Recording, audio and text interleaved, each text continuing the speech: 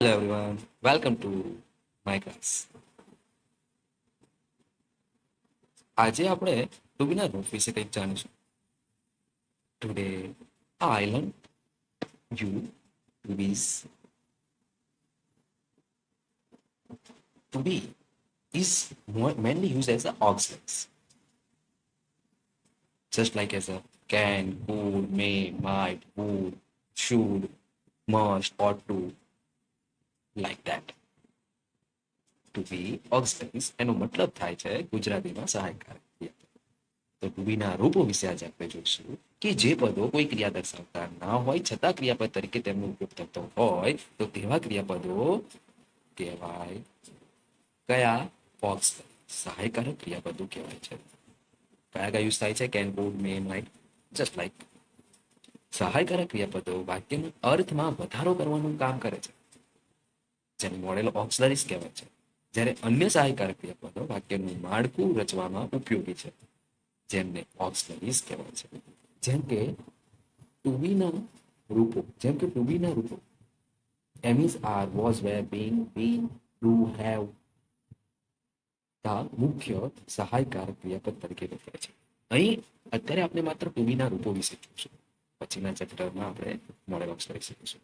તો કન્ટિન્યુઅસ સિરીઝમાં તમે જોડાયેલા રહેજો અમારી સાથે અને આ વિડીયો ગમે તો વધુને વધુ શેર કરજો અને સબસ્ક્રાઇબ કરજો. ટુબીનો ગુજરાતીમાં મતલબ શું થાય છે? What about the meaning of the Gujarati in to be? Yes, ટુબીનો ગુજરાતીમાં મતલબ થાય છે છું, છે, છો, હતા, હતો, હતી, હતી.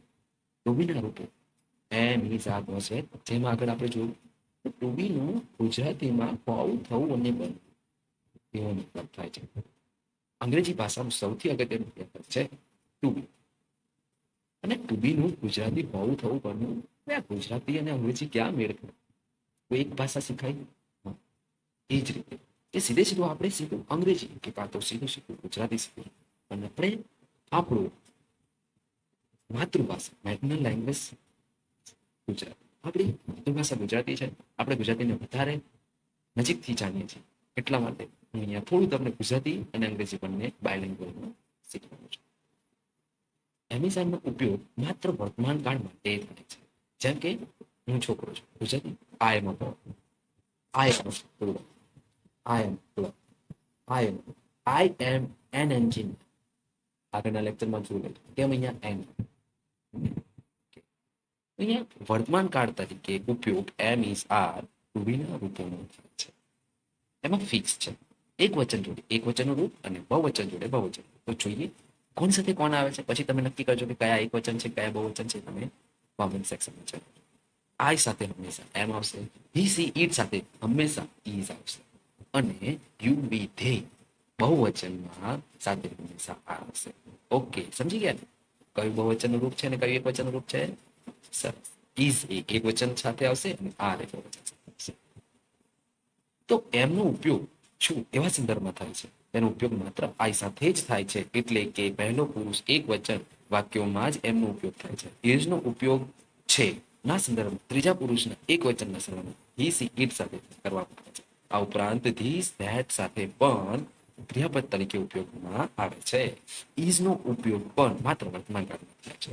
જેમ કે this is that is he is, she is, it is. he is એનો ગુજરાતી મતલબ છે એ છે. he માત્ર નર જાતિ માટે વપરાય છે, માત્ર પુરુષ માટે. સી આપણે પુરુષને સી કહીશું નહીં. he is my brother તે મતલબ ભાઈ છે. he is an engineer તે એન્જિનિયર છે એનો મતલબ કે જે એન્જિનિયર છે પુરુષ એન્જિનિયર છે હે ને. she is an engineer. Yes, A engineer સ્ત્રી એન્જિનિયર છે.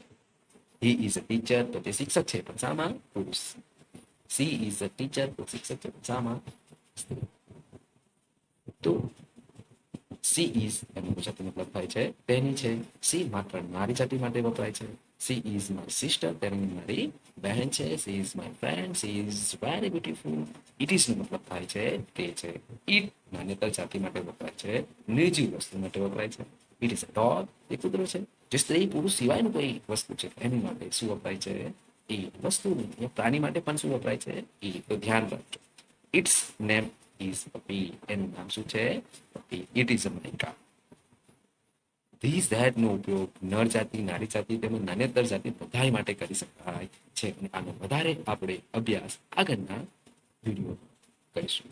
જો તમને આ વિડીયો ગમ્યો અને તમને કંઈક શીખવા સારું મળ્યું હોય તો વિડીયોને લાઈક કરજો, શેર કરજો અને સબસ્ક્રાઈબ, કોમેન્ટ કરજો. Thank you for watching.